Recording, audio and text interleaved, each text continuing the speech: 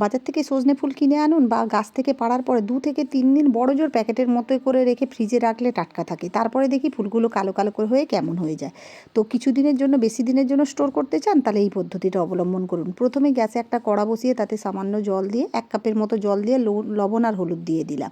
এরপর জলটা যখন ফুটে উঠতে শুরু করবে তখন ওতে ধুয়ে পরিষ্কার করে রাখা সজনে ফুলগুলো দিয়ে দিলাম।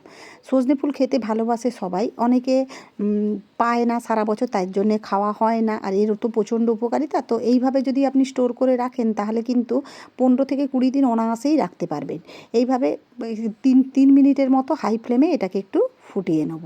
এটা ঢাকা দিয়ে যেই ভাপিয়ে নেব দেখুন পুরো জলটা অনেকটাই কমে গেছে, আর অল্প একটু জল আছে। যেহেতু সজনে ফুলের প্রচুর উপকারিতা, যার জন্য এই জলটা আমি ফেলবো না, এর মধ্যেই হাই ফ্লেমেই জলটাকে পুরো এর মধ্যেই শুকিয়ে নেব।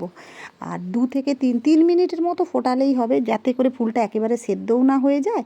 আর যখন যেটা রান্না করবেন এটা যদি আপনি স্টোর করে রাখেন, একটু করে বের করে সেই রেসিপিতে দিন না, বড়া বানান, পোস্ত বানান, বা যেভাবে মিক্স বেগুন আলু দিয়ে তো রেসিপি হয় সেইভাবে বানান, কোনো অসুবিধে নেই। 15 থেকে 20 দিন আপনি অনায়াসেই খেতে পারবেন।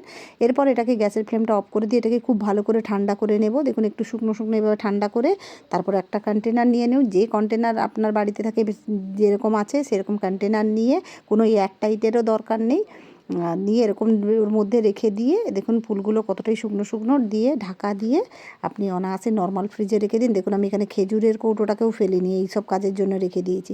রেখে দিন, কোনো অসুবিধা নেই, খুব ভালো থাকবে।